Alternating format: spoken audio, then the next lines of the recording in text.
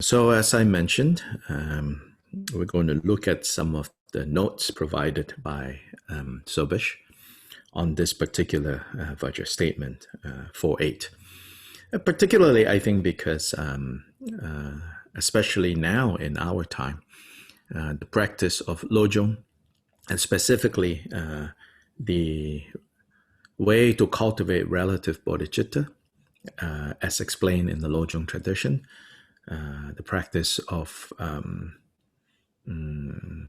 exchanging self with other, taking on the suffering of others, giving your happiness to others, is particularly taught in the Lojong tradition under the relative bodhicitta training.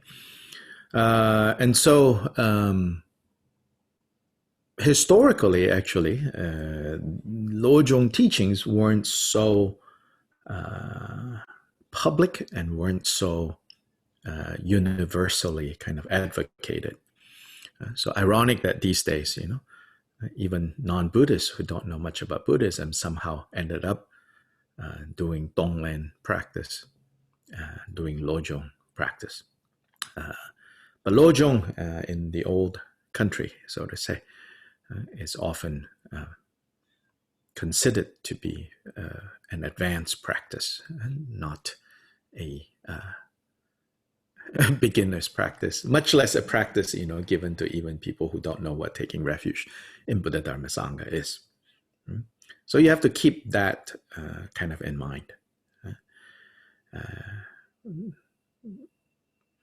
Without, really, I feel needing to debate, is Lojong to be taught this way or that way?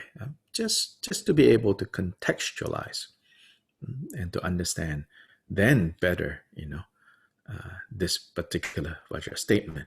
So this Vajra statement is calling us to be, reminding us to be cautious, to be careful. Again, you have to, I want to point out, you have to note that it says the Vajra statements is not saying that in all cases, exchange of self and other is a fault. It's saying there are cases that it sometimes could be the case that exchange of self and other is a fault, right? So already it's not a blanket statement to say exchanging self for other practice is a fault. Right? It says, no. It's saying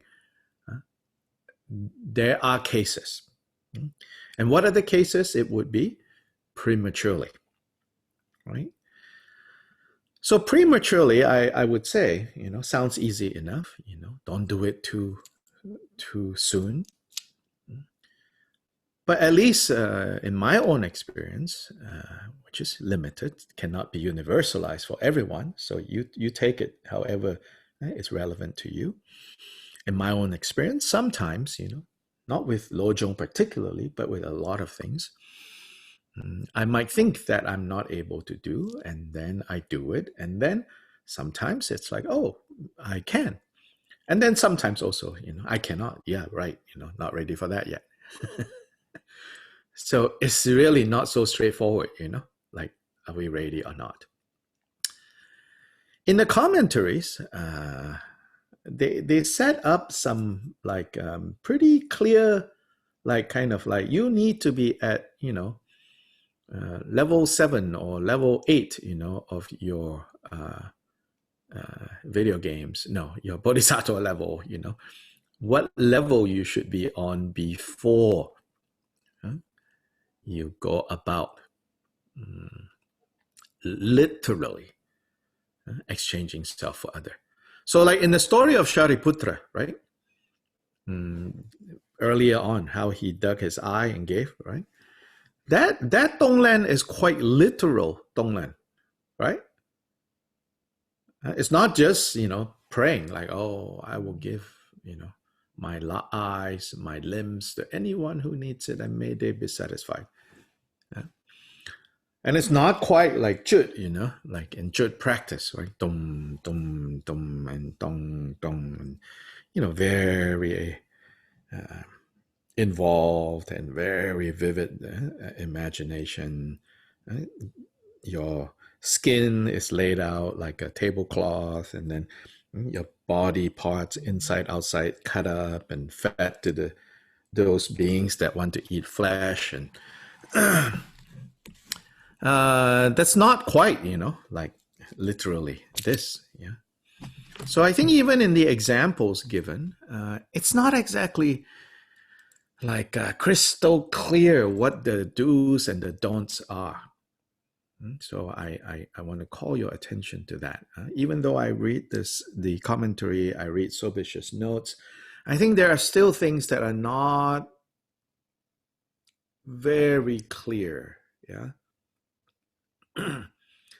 Like the example that is also used on reference, and Sobish is going to provide us, is Pamodrupa's condition. It is said that Pamodrupa was always very sickly. Yeah, Pamodrupa was always very sickly, and so Jiden Sungan one time asked him, like why do you have this? Why are you always ill? Why is your body so unstable?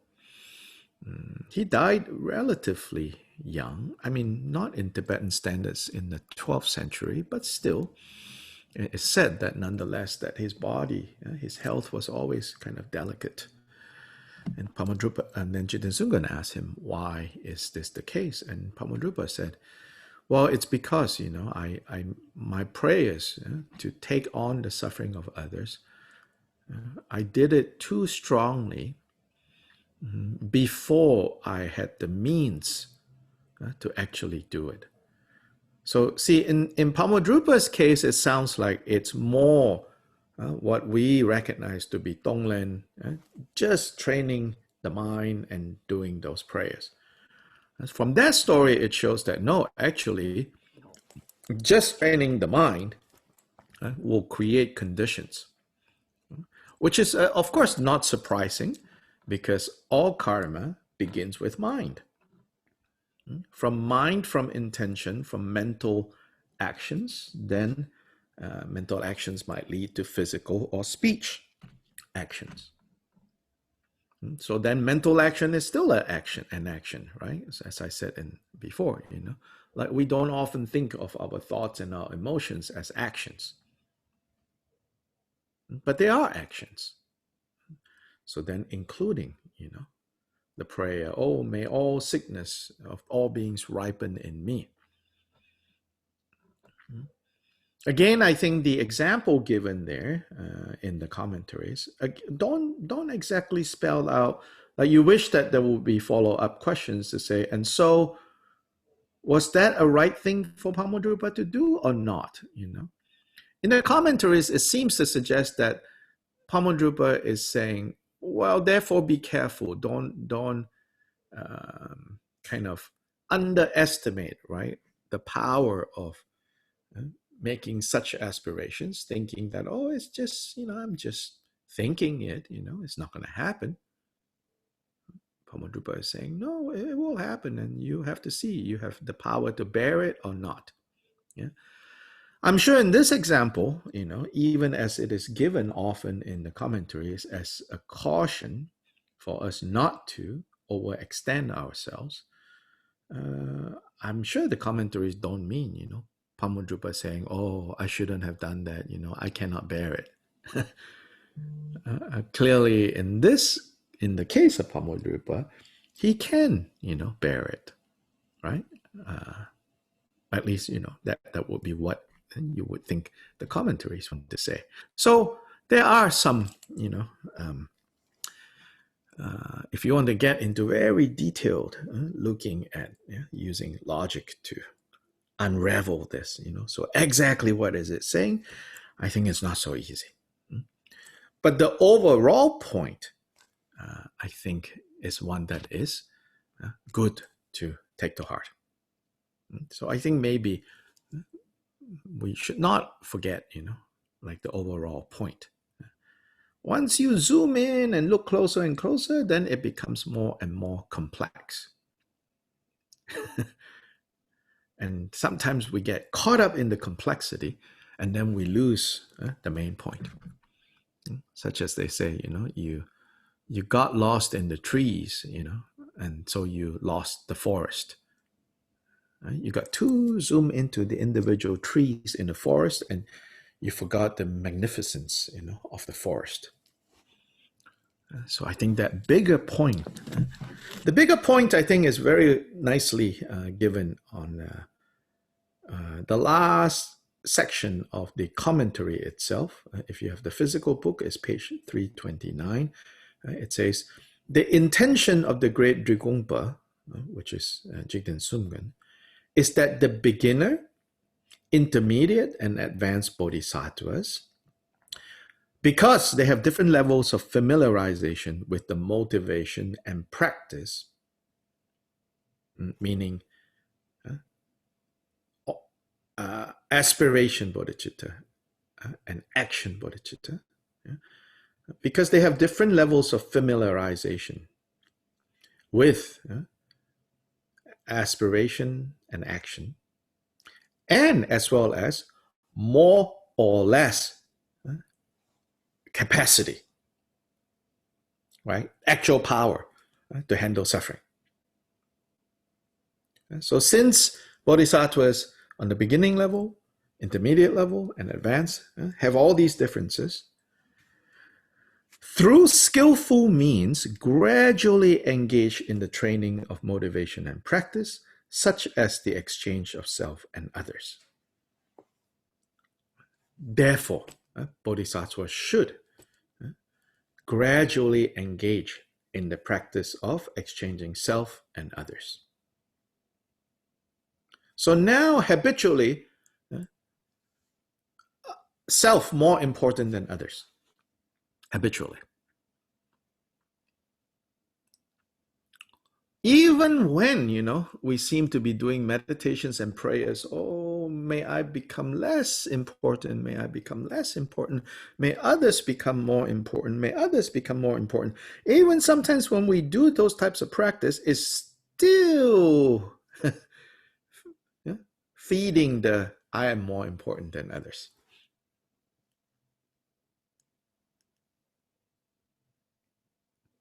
I'm more important than others.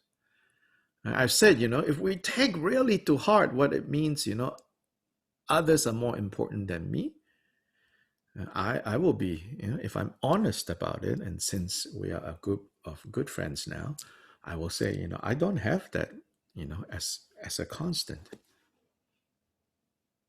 Others are more important than me. How do I know that? Because I still don't like to be inconvenienced. People ask me 2 more questions about, how to get their Zoom right. I just like, oh, can't you ask somebody else? And there you have it, very good evidence. Like from the heart, is it constant that others are more important than me? No. So as long as, when we're inconvenienced, it doesn't matter whether the inconvenience is reasonable or unreasonable. If when we're inconvenienced and our gut response is, oh, we already see. No need to ask your guru how well you're doing. In meditation, I have this vision, I feel this heat, I feel this movement, I'm so inspired, la, la, la, la, la, la, all of that, that's all those, just entertainment, Get right down to where it matters. It's like when we are inconvenienced, what state of mind do we find ourselves in? Then, that's the best indicator where we are, so be humble, right? So start with that. Start to recognize how much we are still operating under the feeling of I'm more important than others. Then the next step is equalizing self and other, which is no easy task. Equalizing self and other. So we have to gradually get to the point of equalizing self and other. Now, logically speaking, equalizing self and other, logically speaking, it should be cherishing other over ourselves. Then even equalizing self and other, if we state it in very objective terms, is actually very unreasonable. Why? Self is only one. Other is infinity minus one. Then now we see even how unreasonable it is that self is more important than others, which is where we are now. Yeah, if you want to use Buddhist logic to think through. Yeah? So one is more important than infinity minus one, which is other, right? This is where we are now. This is how pathetic we are now. How egocentric we are now. One is more important than infinity minus one. When we're able to get to the level of equalizing self and other, we are saying one is as weighty as infinity minus one. Oh, now you have a scale equal.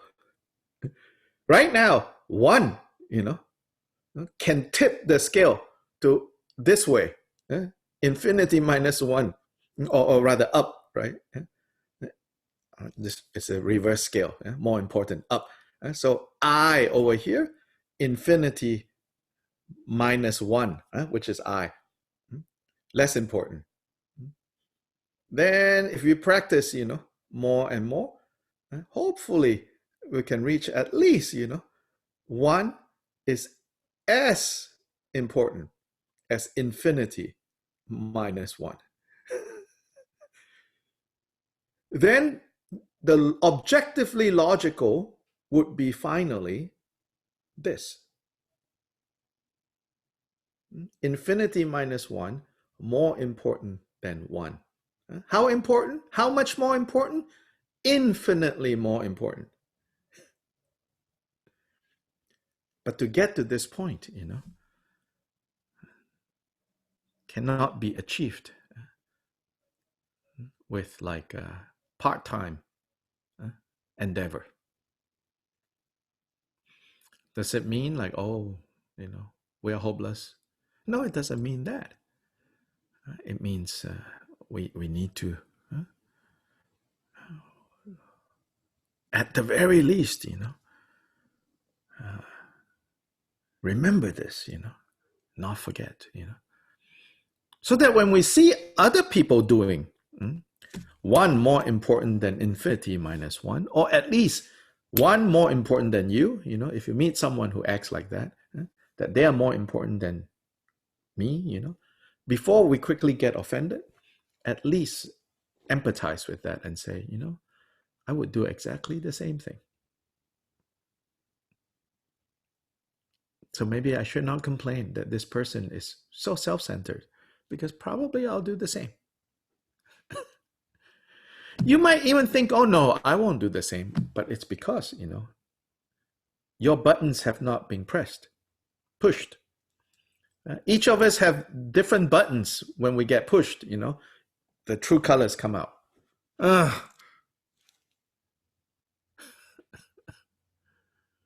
Inconvenience, how unreasonable. Each of us have different buttons for that one. For some of us, it's like maybe somebody saying, can you give me a lift to da-da-da? Can you water my plants? I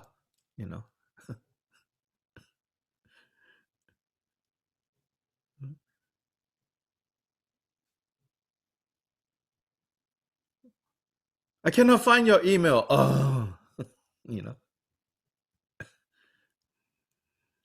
And so it's just a matter of like, it's not like we have gone beyond self is more important than others. It's just, The buttons are not pushed yet. They've not found where the button is. Once it's found, once it's pushed, like instantly, kabong. you know?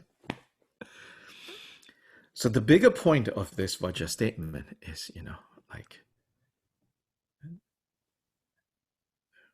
we have to understand that in terms of relative bodhicitta, those two aspects of relative bodhicitta, your aspiration and your action, right now, they don't match. And often aspiration will exceed ability to act. Then not only do they not match, but their level is still very low. So they should be increased vastly and increased in such a way that they match, so that your aspiration and your action can actually meet. So increase and increase in tandem, simultaneously together. So that's, it says, that is the intention of the great Drigompa when he gave that statement. Yeah. So now the notes. The actual practice of exchange of self and other. So here the actual practice. So here at least Sobish wants to begin with, we're not talking about Tonglen meditation. We are talking about actual Tonglen. Yeah, actual Tonglen. Where the Bodhisattva cultivates the wish to exchange his own happiness for the suffering of others and engages in acts. So not only the aspiration, not only cultivates the wish to exchange his own happiness for the suffering of others, and so the actual Tonglen has two sides. Not only cultivating the resolve, but engages in acts such as giving his limbs, eyes, head, body, and so forth. The vast generosity, vast liberality can only be accomplished by bodhisattvas with great qualities, such as those obtained from the 8th stage onward. Yeah. And another key term is here the engagement in special observances. Tushuk in Sanskrit is a varata. That is generally that is a Vajrayana vocabulary. It's talking about at a certain point in one's kind of advance in one's practice of the path, you have to engage at least for a period of time. Certain practices that challenges, the way you perceive things. So in seemingly kind of outrageous behavior, like behavior that would get people to scorn you, behavior that will get people to look down on you, behavior that will get people to be disappointed with you, but only done in a way that it doesn't involve harming anyone, but except to maybe harm your ego. So this is the vrata, tushuk. But here tushuk, for Jigden Samgön, he used it more broadly. So he's taking a Vajrayana word and saying that there are many types of tushuk. There are many types of special observances. So here, as it says, this term has a broad range of meanings, especially the way Jigden Sumgön will use this term. I think for someone like Sakya Pandita, who is very careful to keep the categories clear and clean, he will say, no. Tushuk is only appropriate to be used referring to my definition that I gave you under Vajrayana practice at a certain point. So, for example, like Naropa, yeah, he was a highly respected master, monk, everything. But at a certain point, he left behind his position to become a wandering ascetic.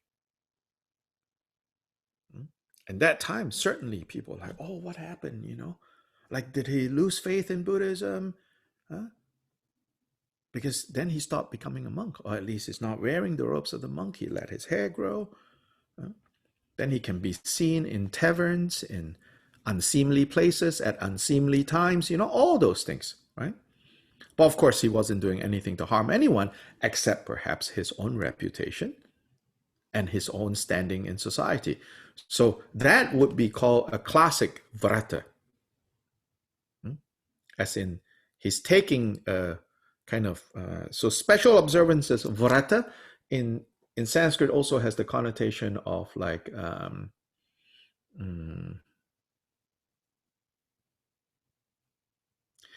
almost like, I think among Chinese people, we have this like taking vows of like, to special observance.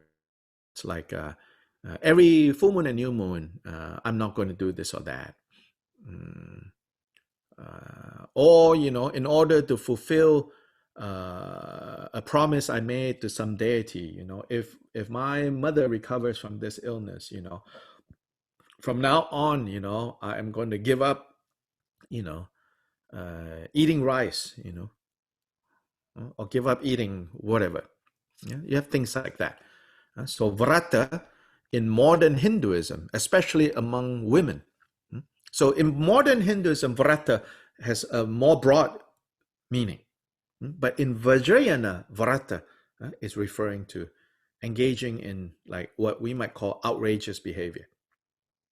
But even there, right, the outrageous behavior never harms anybody, except for putting yourself into situations that will test how much you care about fame, how much you care about physical comfort, how much you care. Yeah. So here, so in modern Hinduism, vrata refers to all the different vows that especially women would take.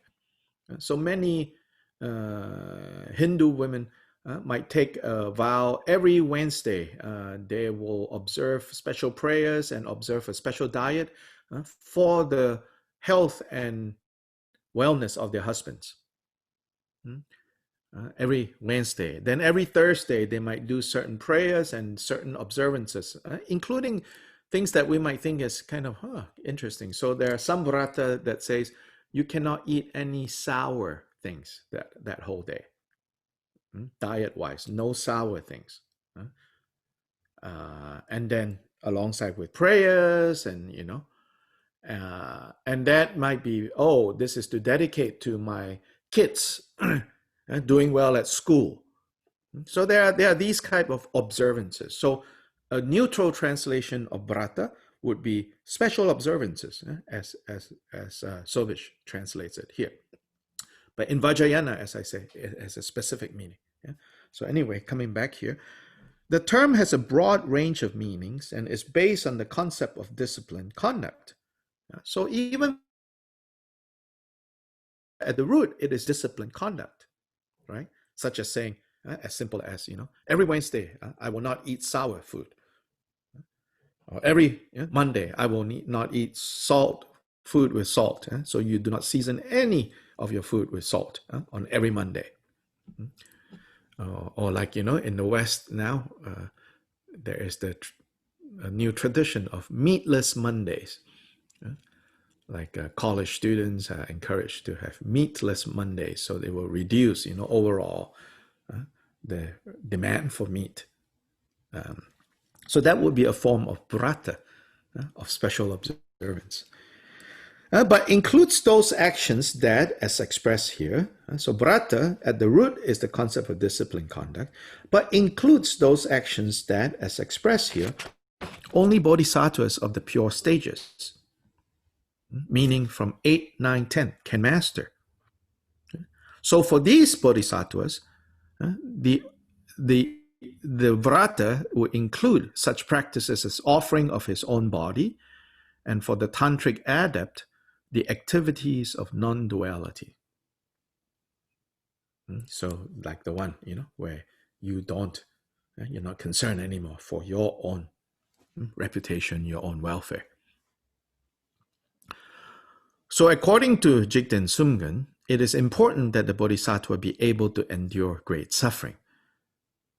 Later in Vajra statement 416, however, now, so generally, Jigten Sungpan says, one of the chief characteristics of bodhisattvas is having the ability. And having the ability doesn't mean it comes miraculously. It means cultivating the ability to endure great suffering. But later, as I say, this chapter right now, we have to keep going, even in the areas where we don't understand, we might get more understanding later on. So this he's pointing us forward. He says in 416, however, this ability to endure great suffering, how does it happen? How do you cultivate it? He says, Sobish tells us, is linked to, where in 416 it says, when you have fully realized what's known as the mind-only, Chittamatra view, when you have fully realized the Chittamatra view, how do you fully realize the Chittamatra view, which is like everything is a projection of mind, everything is just mind? It's when you reach the 7th Bodhisattva Bhumi.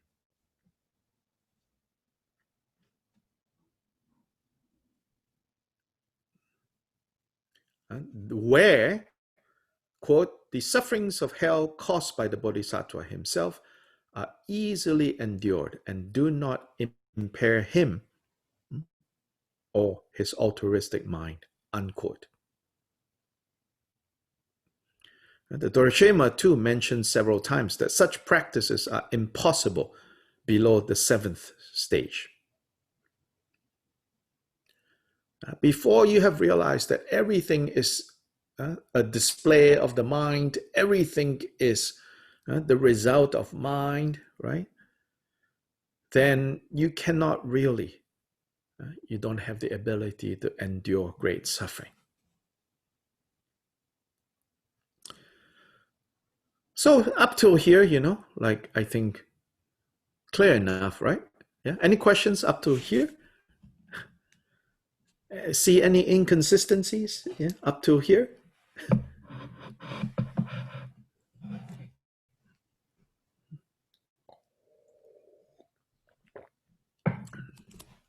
Up to this point of Sobish's explanation, I think, okay, yeah, I follow.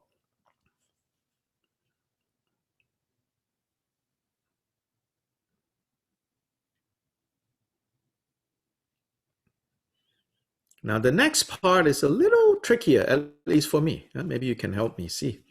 It's something I'm not seeing. In any case, if the bodhisattva prematurely engages in such practices, that is, with great faith, like you're so inspired, after you read Bodhicharyavatara, oh, you should, exchange yourself for others. Oh, you should pray that all sickness of all beings may that ripen in me. Yeah. So that you have great faith, but that great faith might be temporary. But without much discriminative knowledge, without much understanding, without much insight, then they will become an obstacle. Quote, like the sickness of Lord Pamudrupa, unquote. Then Dorshema explains, what is this referring to? Jiten Sumgon inquired, precious Lord, speaking to Pamudrupa, what are this constant sickness and indisposition of yours? And what is the nature? Why are you always ill, sick? Reply, since I previously had great faith, but little discriminative knowledge, I formed the aspiration that the sufferings of others might always mature in me. Since I accomplished that aspiration, nowadays I have this outcome of constant illness. To me, this quote is a little, I'm not sure, what the take-home lesson is. Again, except for the general point. The general point of, right? Don't underestimate, the power of your aspiration. Don't think this is just like make believe. Oh, may every being suffering ripen on me. May everything ripen on me, because it could happen.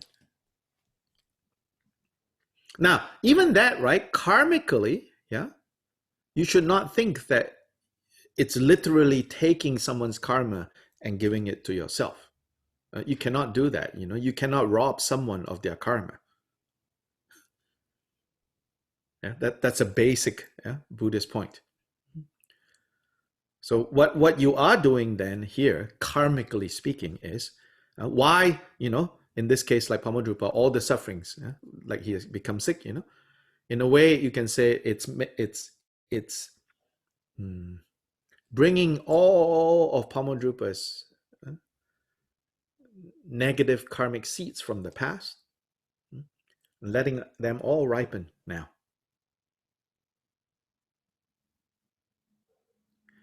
Praying for the relief of others' suffering is a condition. The cause is still Pamadrupa's own cause. Yeah, karmic level, I think that we have to at least keep in the background. Karmic principles still. It's not the case that you can literally take someone's happiness or someone's suffering, or the ripening of someone's happiness or suffering. Now, Sobish goes on to say, the example of the medicine tree illustrates the untimely and thus improper application of the bodhisattva's great motivation. Yeah? So this is the one that says, like if you have a medicinal plant, a very potent one, yeah, one leaf even can cure whatever illness.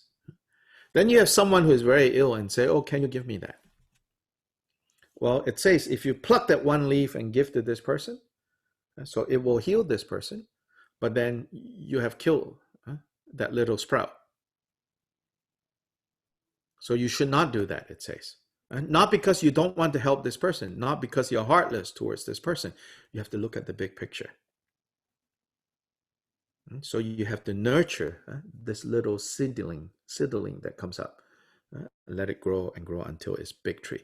So it's talking about timeliness in the context of what bigger good can you do? Yeah. Then he goes on to say, and another example of untimely practice is the story of Shariputra. So in the story of Shariputra giving his eye, the Dorshema goes into more details. So let's look at Dorshema's detail. If those who have not yet arrived at the acceptance that phenomena are without origin, that will be at the level of 8th level bodhisattva. Yeah, if you're not arrived at that stage, so if those who have not yet arrived at that wish nonetheless to benefit others, they need to investigate whether or not they should form that aspiration by way of 5 points. Is something like that the intention of the excellent guru or not?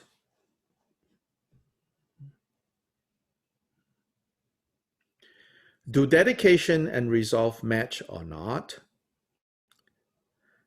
Is the aspiration, when one cultivates it, achieved or not? If one has achieved it, can one bear the suffering or not? And 5th, apart from that, are there other means available or not? Is there another way to do this? So let's go through the 5. Dorje Sherab explains the 5 points as follows.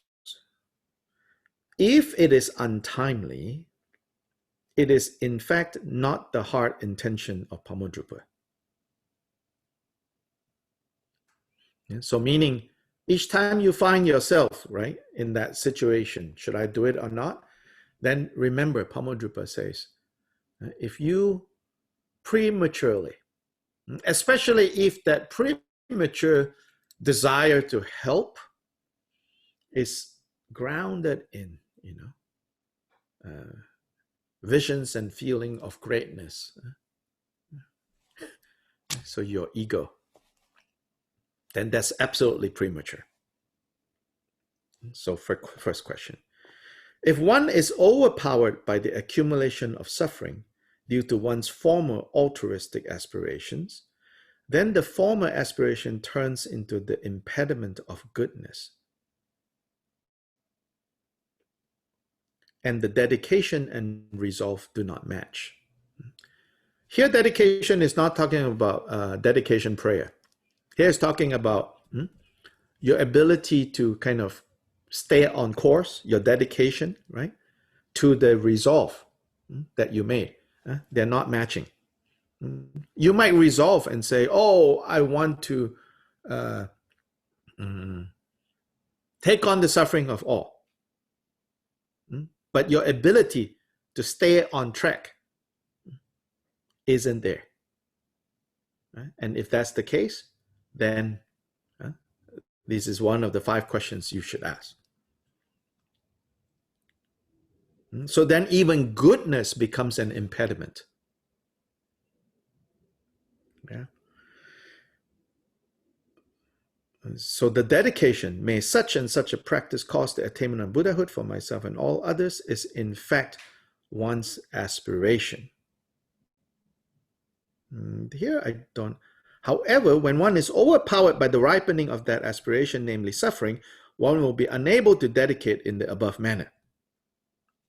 And the aspiration and dedication no longer match. Yeah, so that's basically. Yeah. So even though here he relates it to the dedication prayer, but basically it's like your ability to stay on track do not match your motivating resolve. Then perhaps it's not time yet to do this. You could say self-sacrificing act. Third, since the Manjushri Buddhishatra Sutra says, all phenomena resemble their conditions and abide by their root of intention. Whichever aspiration one forms, a similar result will be obtained. So the aspiration will always be accomplished, which is to say that one should be careful with one's aspirations. And so the third point to consider is all your aspirations, big and small, eventually they will produce some kind of results. So do not be do not underestimate aspirations. 4, since below the 7th Bodhisattva stage, one is not quite able to bear the suffering of others, the exchange of self and others below that level will become a fault. Principally, a fault here means derail you from your bodhisattva resolve.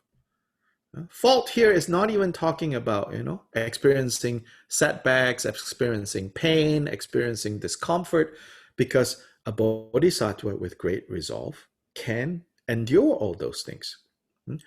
So fault here means it will cause you to give up altogether on your bodhisattva resolve, such as the example of Shariputra.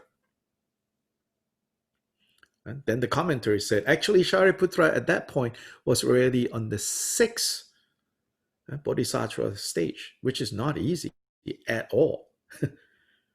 Stage 1 is already a real big deal, and he was already at 6, and even that, he could not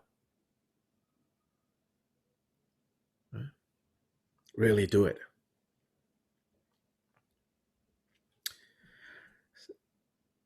Fifth, if one possesses great discriminative knowledge, one is able to discover alternative means. So meaning, there might be other ways to accomplish this. Yeah, sort of like, almost like all of us want to say to the captain, hey, maybe you don't need to kill that guy. How about tying him up? How about getting the 500 people to take turns to hold down his, hands and feet, 24/7 until we get back, to port and put him in prison. Why kill him? We all want to ask that question. So here it also says, maybe there are other ways of doing this. So I think the fifth one for me, is like the most like, maybe there's other ways of doing this. Again, I'm a lot of afflictive emotions, So mine, I gravitate to the fifth one. The other four is like, yes, it's good to remember those four, but the fifth one is just, wait, is there another way to do this, without sacrificing myself. So I'm very timid like that, like, oh, self-sacrifice. No, no, no, no, not for me. Let's find another way of doing this. You're good, I'm good.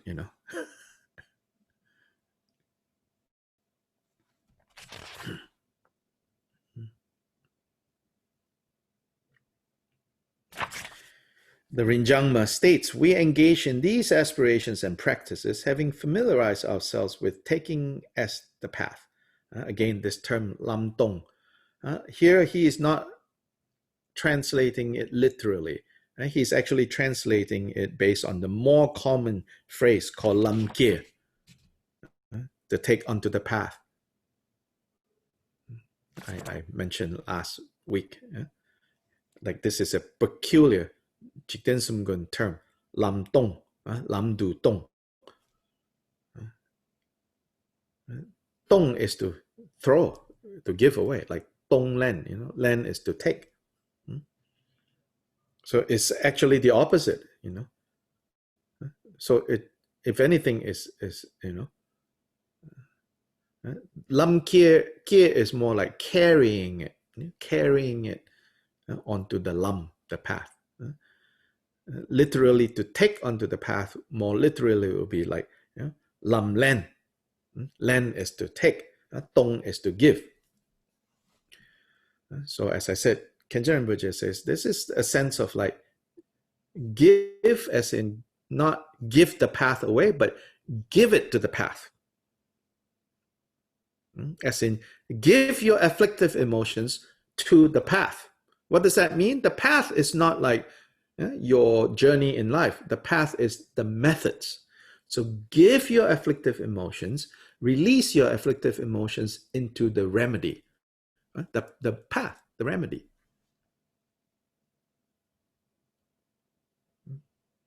So it's a odd expression. Our translators, did a search in the largest collection of digital Tibetan texts. The only place lam dong turns up is in Drigong material. Nowhere else have they found lam dong appearing. But Khenchen Rinpoche's brief explanation, he says it's to give to the path, meaning to release it into the remedy. Anyway, we engage in these aspiration and practices, having familiarized ourselves with lam du dong, and with the precious resolve for awakening when we have obtained the great compassion of the ultimate level that cannot deteriorate through unfavorable conditions. And when we have realized the sameness of all phenomena, at the time when we are like Avalokiteshvara and Manjushri Kumara, the great bodhisattva of compassion and wisdom. Both Dorshema and Rinjangma also relate the story of Maitra Kanyaka that provides an example of one who was able to bear the suffering of others. When, as a consequence of his former actions, he was born in hell with an unbearable burning iron wheel on his head, he experienced burning pain.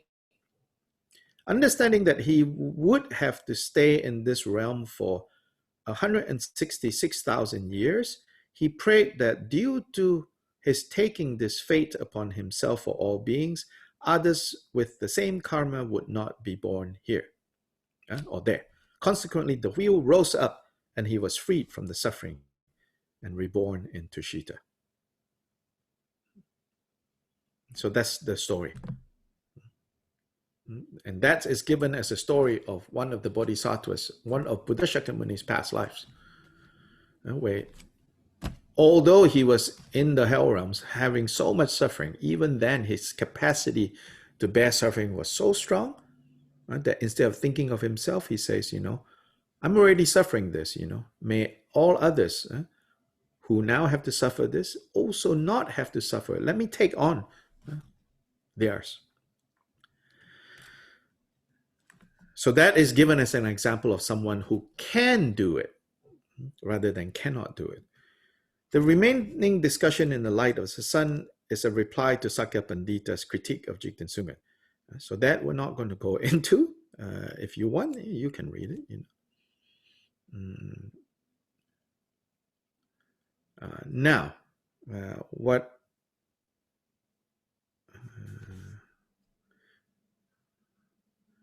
actually, let's jump down.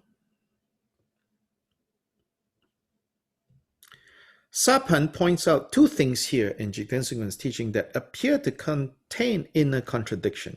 And so this is worth looking at.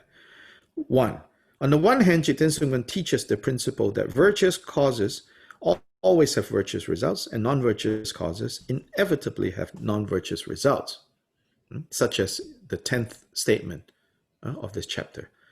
But here he seems to be saying that a virtuous aspiration, namely the suffering of others may ripen for oneself, has a painful result.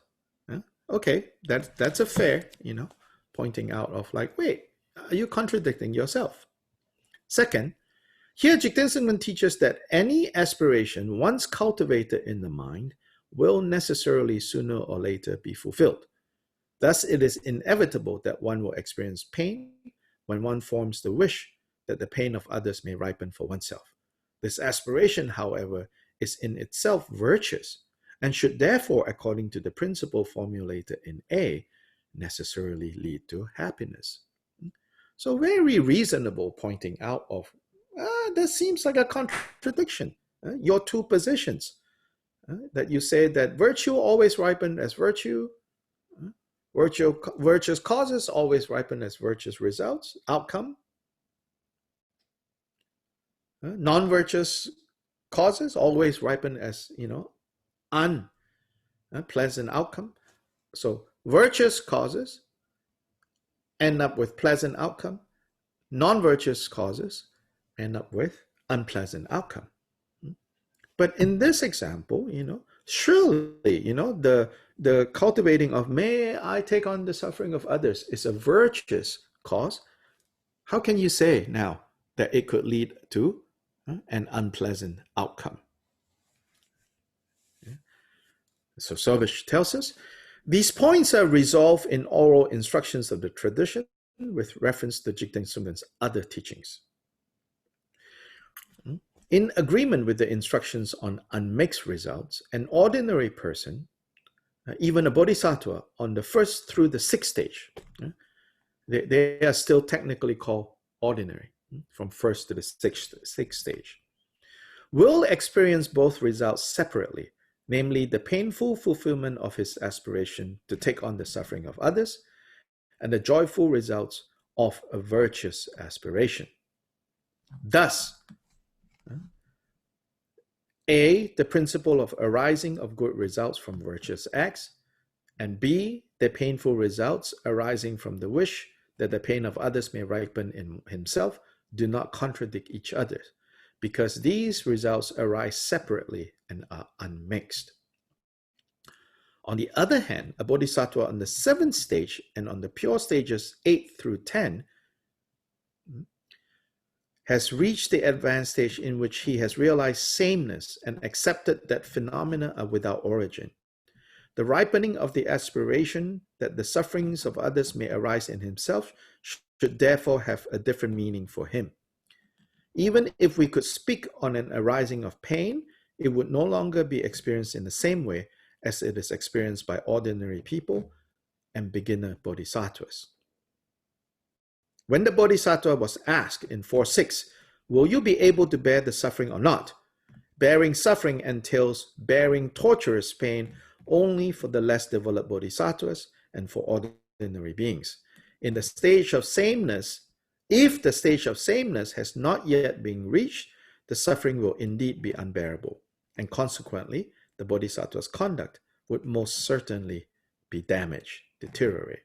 For a bodhisattva on the higher stages, however, this should no longer be an issue, meaning 7, 8, 9, 10. So what we see here, at least based on Sobish's explanation, is that from Khyalpa Rinpoche's teachings elsewhere, not necessarily from the Gongchik statements, such as the Sokche, the teachings to the assembly, is one collection, where if you read through that, you'll see that he addresses this by saying, no, the two principles of whatever cause is created, it will ripen in the same way as the cause. The outcome will be in the same way as the cause. So here is saying that that principle, it always remains the same. What differs is the person experiencing the outcome. Up to even the 6th bodhisattva stage, where here it seems like, whether it's 6th bodhisattva stage, right, or 7th bodhisattva stage, the compassion aspect, you could say, at least the way I understand it, the compassion aspect is not what makes the difference.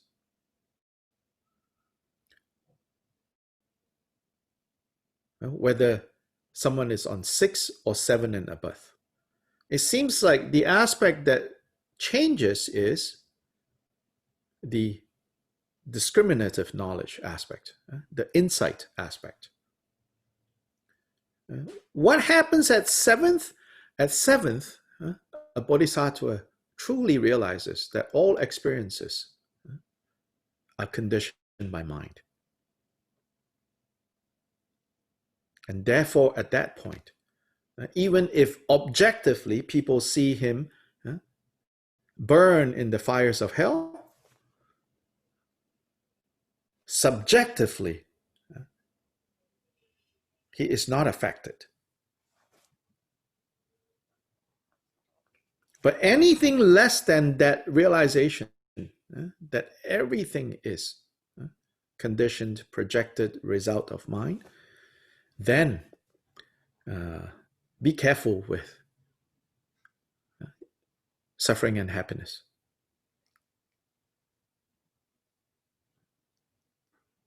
This is, at least at this point, how I am understanding this.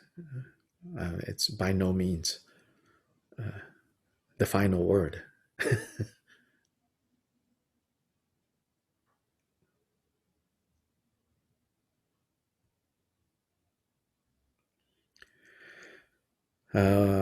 Here, I think I added an element that I don't see in these notes, which is, I would say, still, right?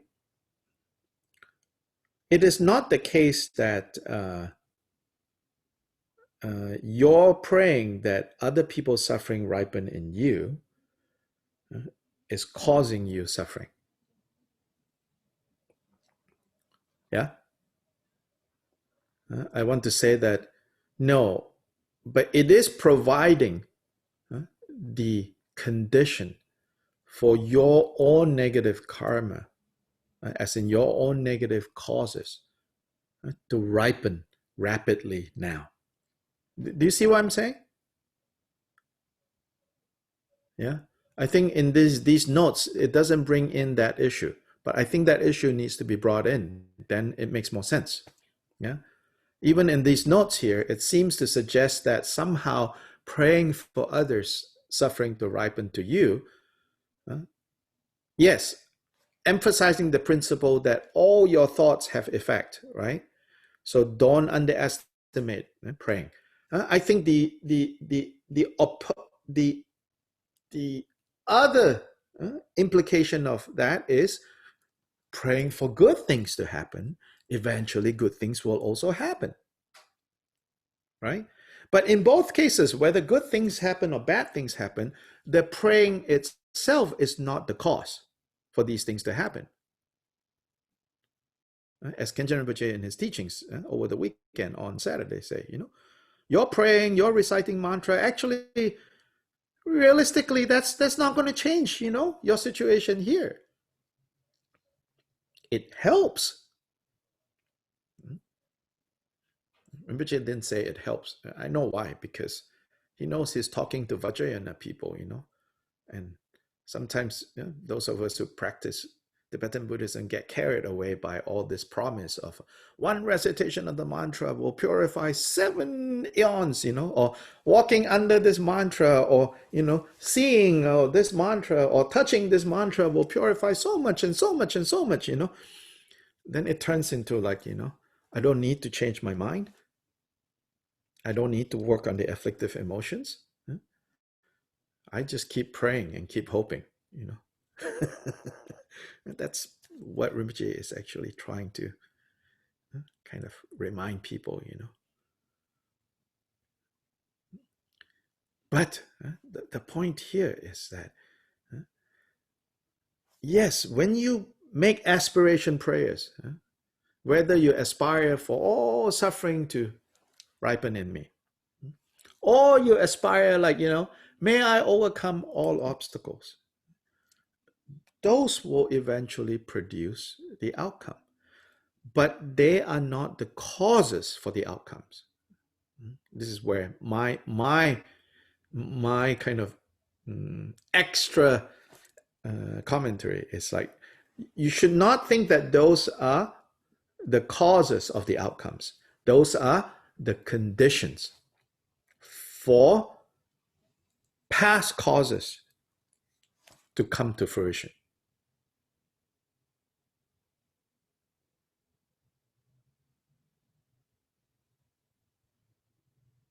So my point about how Pamodrupa has a weak constitution with his body, yes, not because, that his prayer caused him, his aspiration prayer to take, like, let everyone suffering ripen on him is causing that. But that aspiration prayer provided the condition for his own negative karma to ripen in that manner, in that style of illness, because he made those aspiration prayers to say, may other people's illness ripen in me.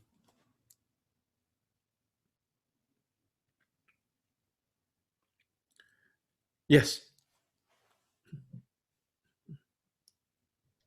It is the interdependence between the Sure. aspiration. Yeah. Yes, interdependence. Yes. Definitely.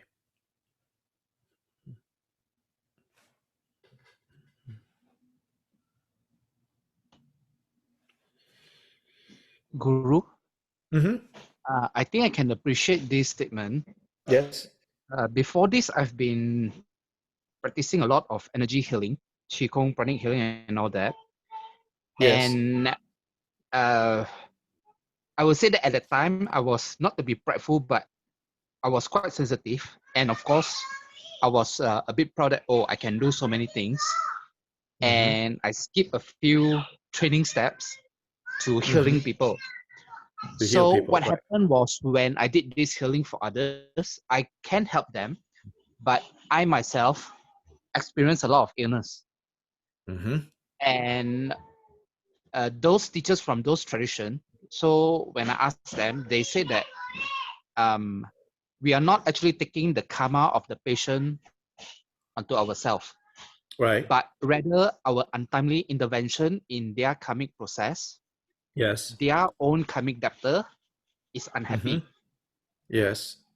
So they are striking back at us.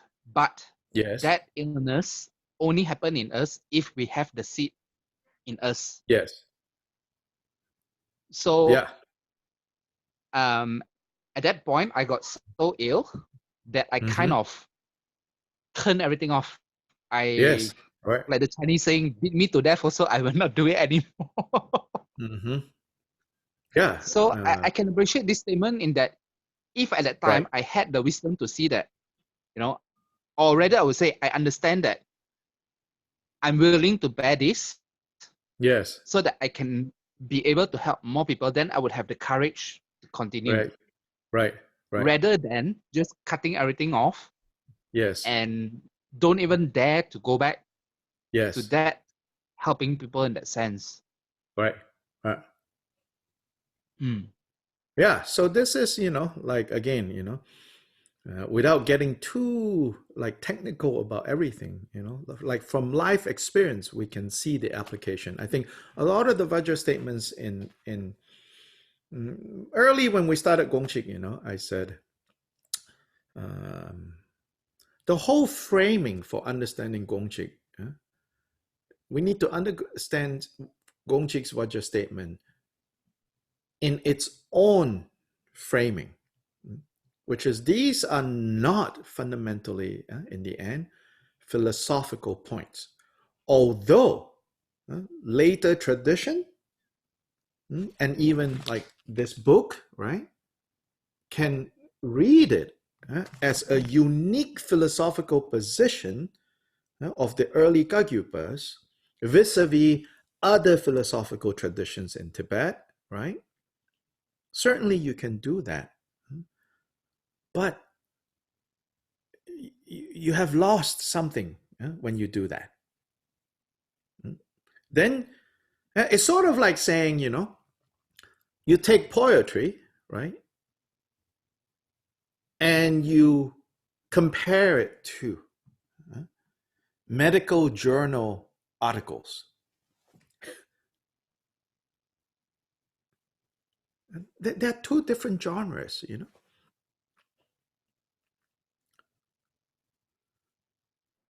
So, of course, the commentaries, no choice, especially the later commentaries, like the one we're reading now, Nimanangwa by Chodra, has to take on this, very technical debate style. You say this, but we say this, and we say this, and you say this, and you this, that.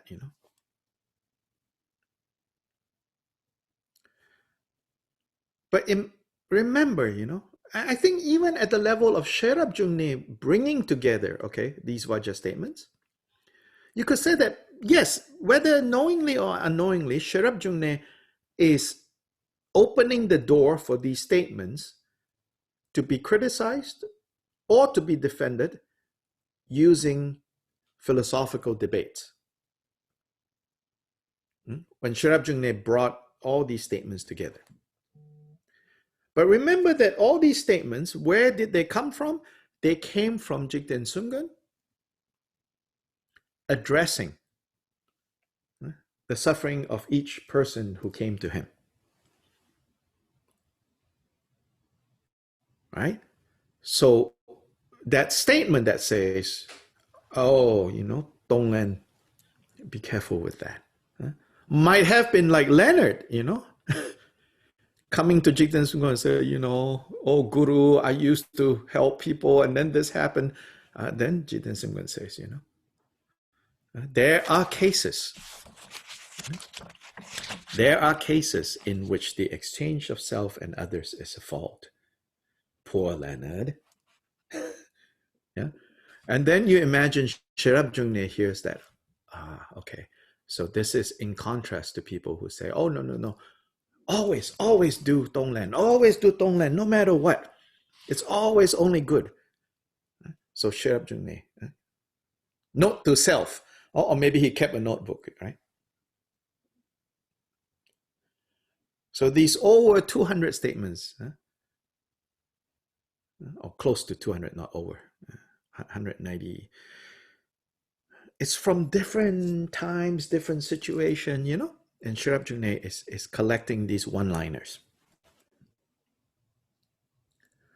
But when he organized them together as one body to distill, maybe, yes, you could say, Maybe it started with him. He opened the door for others to come and go, hey, let's debate. Yeah? Dr. Lai? Yes. For myself, Mhm. when I've read in the stories and legends, people cutting off their arm and giving it, or in the case Shariputra taking out his eye, Yeah. or giving your life to help someone. Yes. Personally, I've always had a very severe conflict because I am not like that. I have even trouble imagining Mm-hmm. to do such a thing. So my point is, I have 2 points that I'd like to make. Mm-hmm. This section I find very helpful because it reconciles what I perceive as shortcomings in my own aspirations. Because what it's saying is that you cannot have these aspirations until you are at a certain stage. Mm-hmm. So it's very clear that if I have trouble imagining cutting off my arm and giving it to someone to benefit, Right. it's because my own level is at a certain place, Yes. which Tells is us. Right. far below the 6th bhumi or any other number. Okay. The second point I wanted to ask was that in the case of Shariputra, is his discriminative awareness and knowledge of the real benefit of his taking out his eye, is that a factor? Because if you think you're going to help somebody by making a great sacrifice and you're really not, it's for a trivial reason. There's no reason to make that sacrifice. Oh, in this case, in the telling of this story, it says it doesn't matter because in this case, he thought this guy was going to somehow use his eye to restore his sight. So in this story, the person asking for an eye didn't have eyes. Okay. Yeah, so Shariputra was thinking, oh, this eye, he could do an eye transplant. Right. Yeah. So the emphasis here of lack of discriminative knowledge is not general discriminative knowledge, it's the discriminative knowledge of knowing that all experiences are mind only. So when suffering occurs, it occurs in the mind. Can you realize that powerful enough so that when you do this and when this person behaves so unreasonably, it doesn't affect you? But it said that it did affect him because he's still at level 6, not level 7. Superpowers not gained yet. Yes. May I make another comment? Yeah. In the sacrifice of these body parts and so on and so forth, or even your life, I am comforted by the idea that when you put your body at the service of others, that is also giving the body. And I've seen that mentioned a number of times. Oh, yes. So you are really giving your whole body whenever you are acting for the benefit of others. So for me, that's an easy way sort of to gradually become habituated to making sacrifice, to putting yourself at the service of other people. And that is also giving your body. Exactly. That's the 5th point, that Dorshema give. Apart from that, are there other means available or not? Yes. The last comment I wanted to make was about the story you told on Friday about the dorm and doing the dishes in the dorm. Yes. And I'm reminded of the story of the monk who became enlightened when the teacher said, did you eat? Then wash the bowl. Yes. I just wanted to mention that because it was related to what you were talking on Friday. Yeah, doing dishes. Doing dishes. Enlightenment, doing the dishes. Yeah, enlightenment through doing dishes, right? Yeah. So so these Gongchik statements, in the end, we always have to remember before we get into too much of like, you say this, but then over here you say this, you say that, right? Then we are at the level of like subjecting, right? the hard advice of Kyoba Rinpoche to a kind of analysis and investigation that he did not intend for it. Just as, a comparable situation, Buddha Shakyamuni never came up with any systems. Buddha Shakyamuni never gave any systems. I believe that. But he taught anyone and everyone that came to him with suffering and say, Lord, I'm suffering. Please help me. Then he gave instructions. But in his mind, he was not thinking, oh, according to my system. Dr. Lai? If I say this, might those people with another system over there think that I am like them? He never considered those things. He also never considered someone going, oh, you are speaking like a Hindu right now. He could care less. But when I say he could care less, I'm not saying that he would lie about the nature of reality. What I mean by he could care less is, no, he always spoke the truth, and the truth that was helpful and timely and well said and helpful. And those 5 conditions of speech. He always spoke the truth at the right time.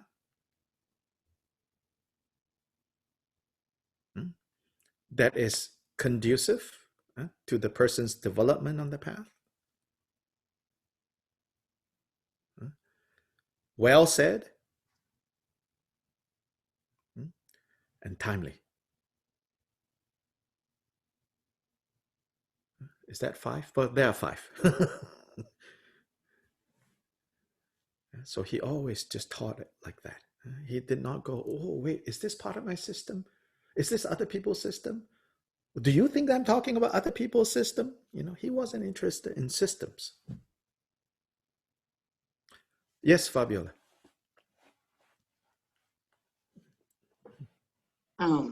This is, maybe you can clarify this. Many years ago, when I was at another Sangha somewhere else, the teacher got sick and he was hospitalized. And so I remember we were got together and we're praying for his health. And then I heard 2 different people say, well, teachers, sometimes they get sick because they take on our karma.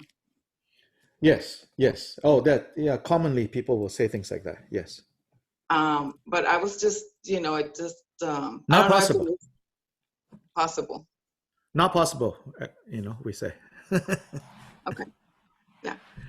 Now, just wanted to clarify that because yes. in a way it seemed like, most of these people were Catholic before they were Buddhist, right? Yeah. It seemed like that kind of mentality, like a sacrifice that they're doing for us. But I was like, what do you mean? It's like, if you don't do all your mantras and everything. Even Asians, think like that, It's that guru, that Rinpoche is taking on my suffering, In Khenchen Rinpoche on Saturday said, if that was possible, Buddha would have taken all our suffering. He has such great capacity. Then we now just all no more practice, no more suffering, That's not the case. So how can it be possible? It's an impossibility. Now,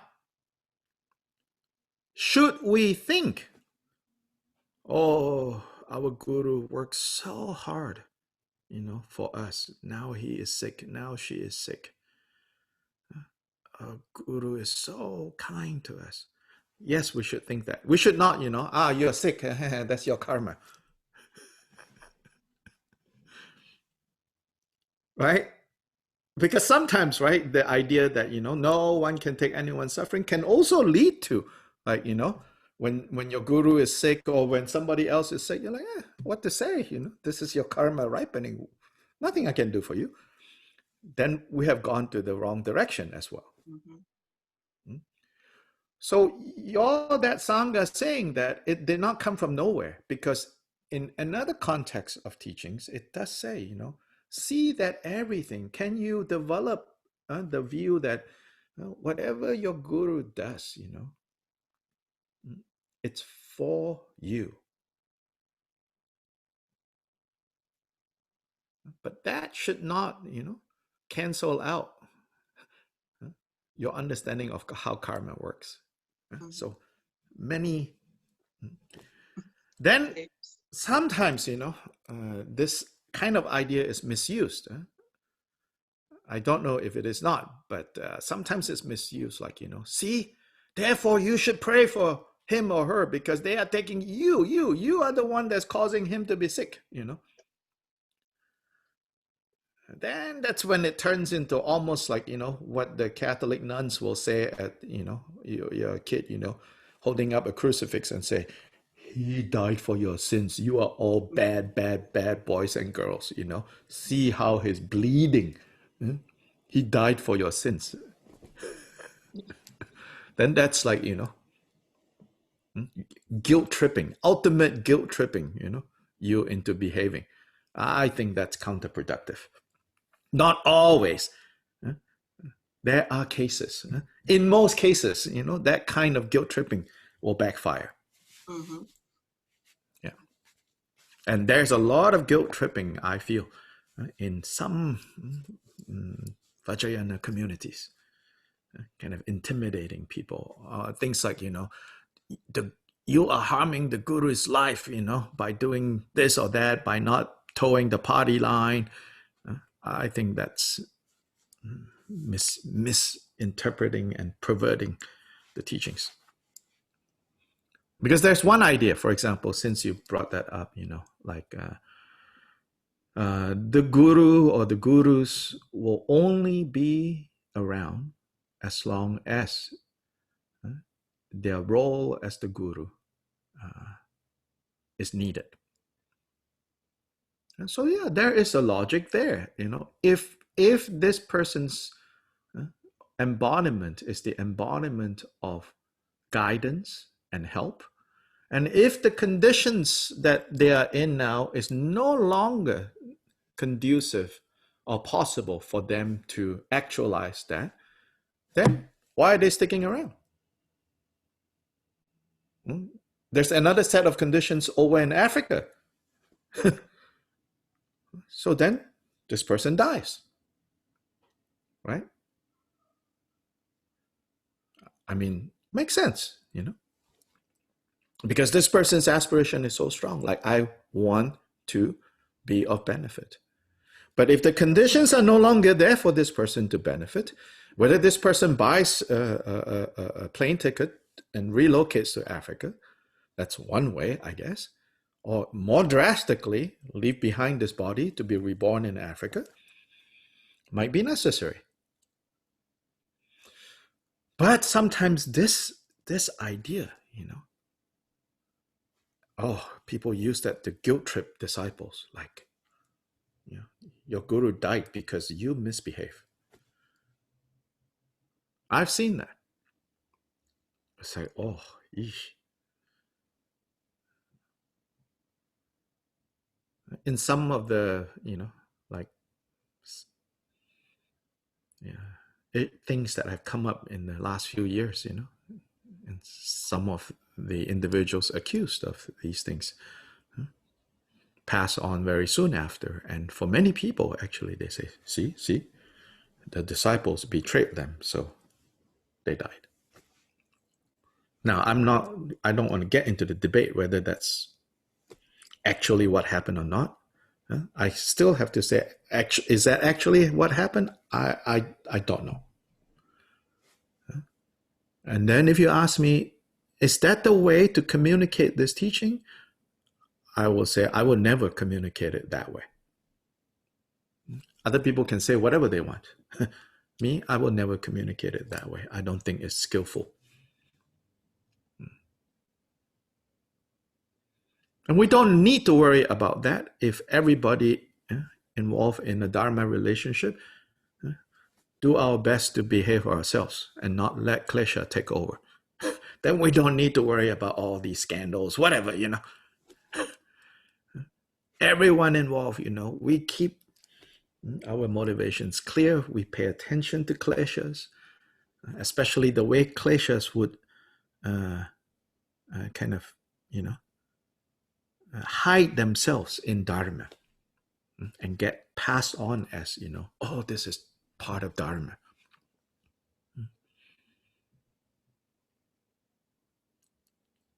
So if we keep that clean and, pure, then we don't need to worry about those things. Anyway, finally, accidentally, without planning, but also not in a bad way, the website Drugong Dharmakirti is now unleashed into the world. There have been a couple of plans to launch the website, and in the end, that's not how it happened, and it's much better, because if I keep thinking about that, it will never be launched. So very indirectly, but also very auspicious, it is in the context of supporting Khenchen Rinpoche's teaching that then that website got exposed, so to say. And then, without me thinking that it will, go that route, suddenly I see that different people have shared it on Facebook. Then no choice, I also have to say something. Then for those of you who then saw what I shared and then you shared, I have one word of suggestion. When you share, you should say something about what it is. Otherwise, it's just no context, Okay? I think you're saying something about it in your own words will help people on your feed.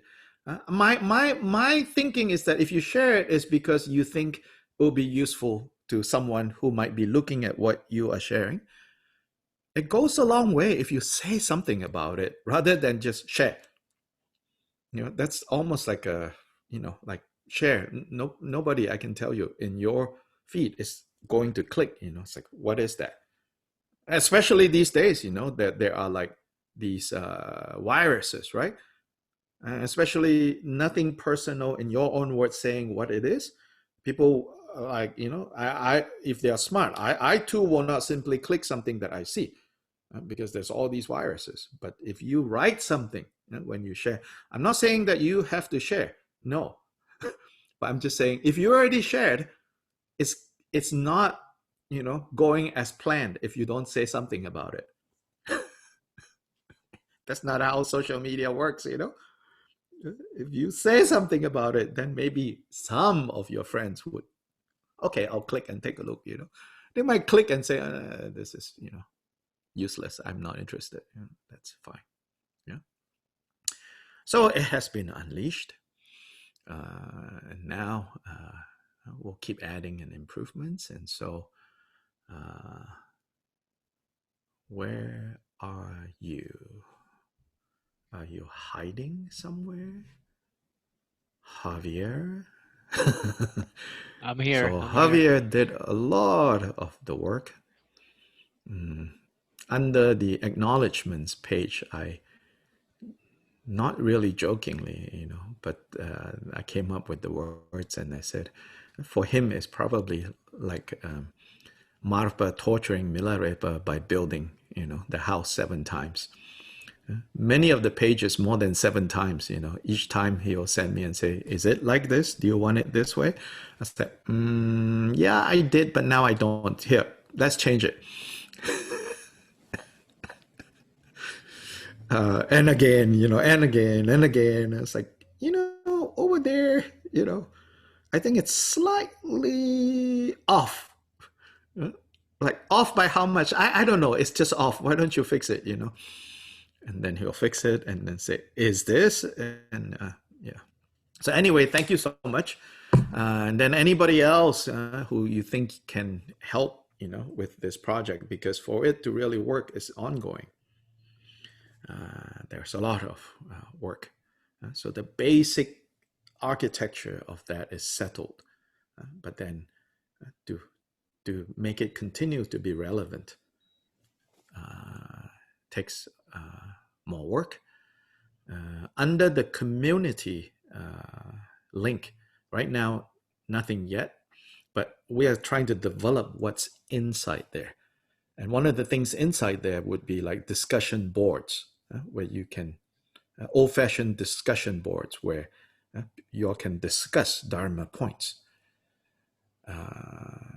It's a way to be more involved in a focused way and away from all the distractions that social media also offers. And finally, so again, if you find it useful, please use it. There's enough material in there. Explore around. There's an essay on lineage, how to understand lineage, what lineage is, the characteristics of lineage. I can say it's not the usual lineage things that you hear out there and you read out there. So it's worth reading that. The section on reflect, so it's organized into listen, reflect, and cultivate. These are the three modes of acquiring wisdom. To listen or to learn, to reflect, to contemplate. So under reflect is where my blog is. So I've not churned out things yet, but more and more I'm going to back away from putting things on Facebook, but to put on reflect.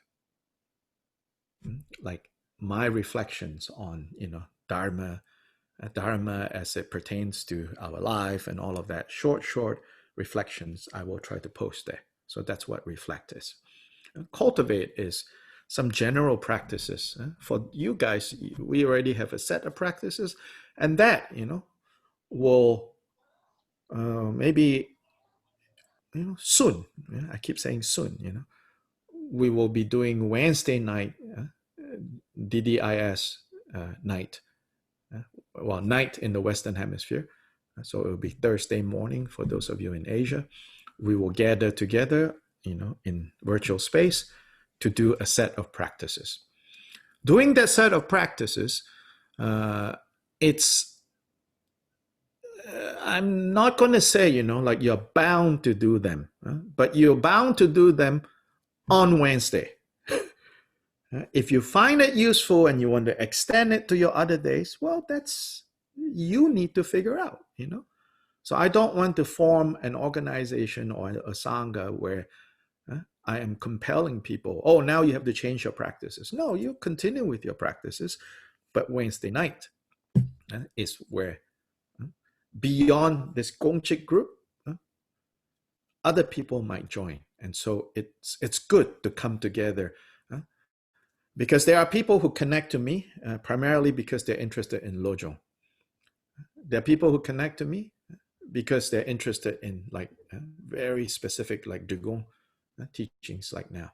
There are people who connect to me with already, they have their gurus, they have their sangha, and I have no desire to like, convert them. No, just different points of connecting.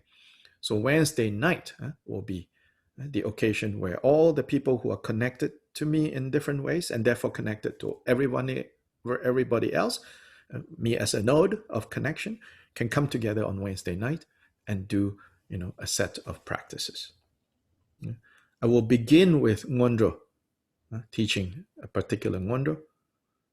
And many of you, already have your Ngondro. Yeah, continue in that Ngondro. But if this Ngondro, is what eventually kind of inspires to, you feel a connection, then yeah, you're welcome to more focus on that. And the way I'm going to introduce and teach this Ngondro, it's not about finishing Ngondro. I think that's too much. It sets the whole, I don't know, it sets the whole context, perverts it, I feel. So this Ngondro is in the sense of the foundation of all our practices. So there will always be a foundation. So it's ongoing Ngondro. It's not finishing numbers Ngondro. It's ongoing Ngondro. So we will start with that at some point. Yeah. Then finally, the really, really good news is first 3 Saturdays of December, Khenchen Rinpoche is going to teach. Yeah, first 3 Saturdays of December. From the suksha, from the translations, he will choose more. First 3 Saturdays of December. So please mark your calendar. Same time, first 3 Saturdays of December. And I will announce to others later soon. So that's the good news. Rinpoche is eager and happy to do that. Then eventually Rinpoche will be doing sessions that will be translated into Vietnamese, sessions that will be translated into Spanish. We're in the process of setting those up for Rinpoche.